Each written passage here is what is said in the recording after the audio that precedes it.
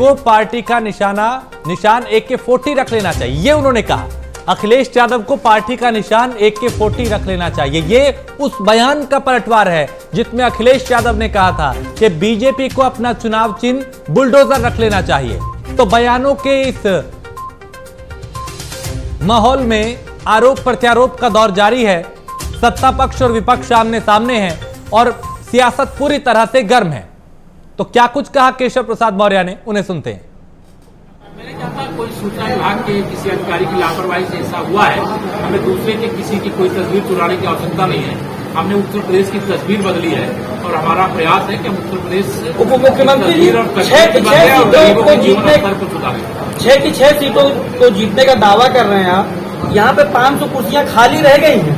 एक वर्षा में खाली रह सकती है, इसमें कौन बड़ी बात है। अखिलेश यादव जी ने एक ट्वीट किया है, उसमें उन्होंने कहा है कि सरकार को अपना चुनाव निशान बदल करके बुलडोजर रख लेना चाहिए।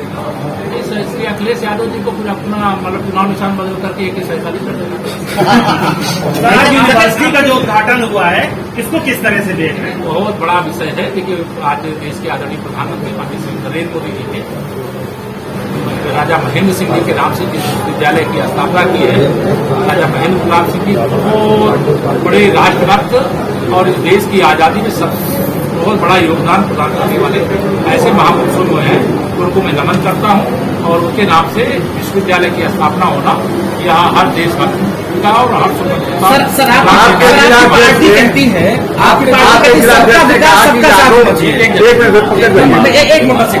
सबका साथ सबका विकास की बात कहते हैं, लेकिन आपके मुख्यमंत्री महोदय मन से कहते हैं अब्बा जान की बात, तो क्या ये ध्रुवीकरण की बात नहीं है? क्या ध्रुवीकरण की बात है?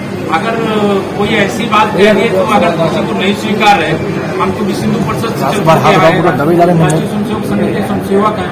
उनको जब मौलाना मुलायम सिंह जी कहा जाता था तब उनको खुशी होती थी। अगर योगी जी ने कोई ऐसा बयान दिया है कि इस पर ये कोई विवाद का विषय नहीं है। क्या सड़कें गड्ढा मुक्त हो भाई साहब, आपकी सरकार कह रही गड्ढा मुक्त की बात कर रही है।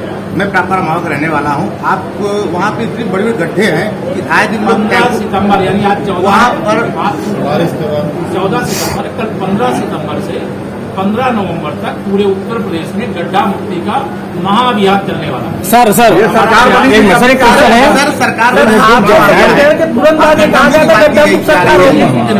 गड्ढा मुक्त की बात शपथ लेने के बाद 5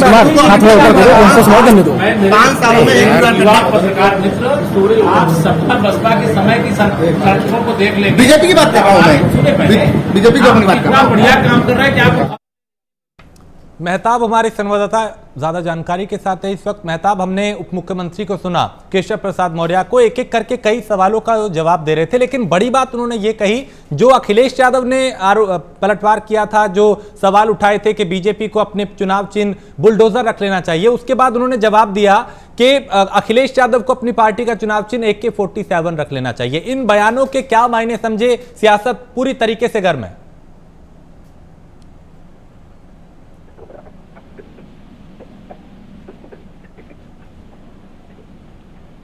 मेहताब, आप सुन पा रहे हैं मुझे?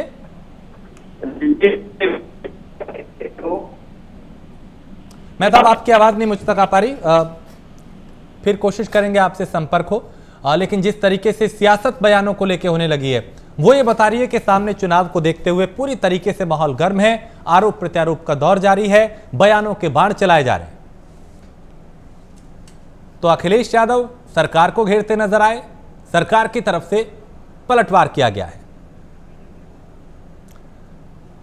आलोक वर्मा भारतीय जनता पार्टी के प्रवक्ता हमारे साथ जुड़े हैं। आलोक जी, हमने अभी केशव प्रसाद मौर्य को सुना, उन्होंने कहा कि अखिलेश यादव को अपनी पार्टी का चुनाव चिन्ह AK-47 रख लेना चाहिए, लेकिन उससे पहले अखिलेश यादव ने कहा था कि बीजेपी को अपना चुनाव चिन्ह बुलडोजर रख लेना चाहिए। इन बयानों को क्या मायने समझे हम? इस बयान का क्या मतलब समझे? अखिलेश के बयान पे आपकी क्या प्रतिक्रिया?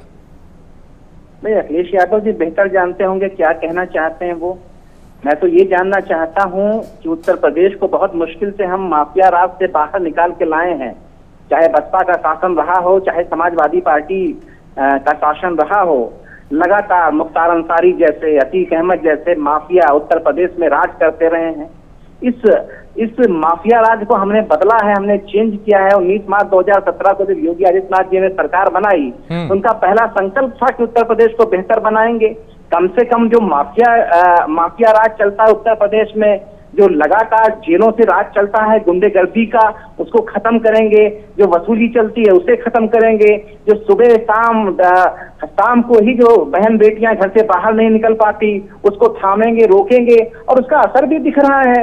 अगर एक डेटा की बात हम खाली कर लें कि 139 अपराधी मुठभेड़ में मारे गए पिछले 4.5 साल में योगी जी के शासन में। 3196 अपराधी घायल हुए हैं, जख्मी हुए हैं पुलिस की कार्रवाई में। गैंगस्टर एक्ट की कार्रवाई हमने की 42,084 लोगों पर, और 589 अभियुक्त रासुका में निरुद्ध हुए हैं। सीधा हमारा संकल्प था कि जो भी अपराधी हैं या तो वो जेल के अंदर रहेंगे, जो भी माफिया हैं या तो वो जेल के अंदर रहेंगे, या तो उत्तर प्रदेश की सीमा को पार कर जाएंगे। और साफ इंस्ट्रक्शन भी था अधिकारियों को कि अगर माफिया नहीं सुधर रहे हैं तो वो इनकाउंटर में मारे जाएंगे, और वही कुछ हुआ है। आज उत्तर प्रदेश में कोई बड़ा माफिया रुकने की हिम्मत नहीं कर पा रहा है।